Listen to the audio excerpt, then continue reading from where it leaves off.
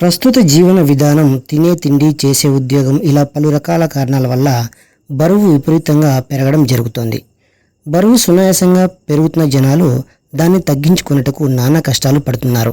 కొందరైతే వేలకు వేలు ఖర్చు పెడుతున్నారు. కానీ ఫలితం మాత్రం చాలా తక్కువగా ఉంటుంది.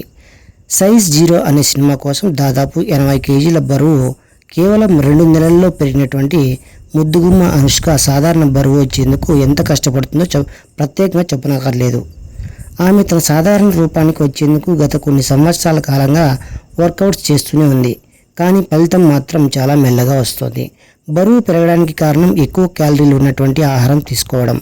ఒకవేళ ఎక్కువ క్యాలరీలను బర్న్ చేసినట్లయితే సునాయాసంగా బరువు తగ్గవచ్చు అని వైద్యులు సూచిస్తున్నారు. అయితే క్యాలరీలు ఎక్కువగా ఖర్చు అయ్యేటువంటి పనులేంటో ఎక్కువ శాతం జనాలకు తెలియదు. మనిషి చేసేటువంటి పనుల్లో కొన్ని పనుల వల్ల ఎక్కువ క్యాలరీలు బర్న్ అవుతాయి.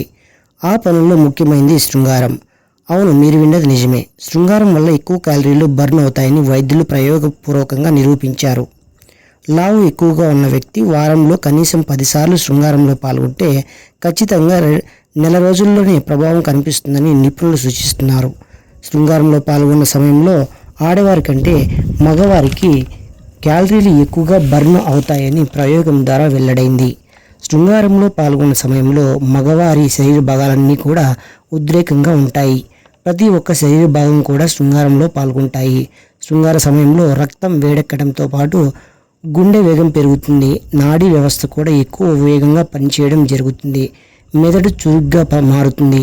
ఆ సమయంలోనే శరీరంలో ఉన్నటువంటి క్యాలరీలు ఎక్కువ శాతం ఖర్చు అవుతాయట.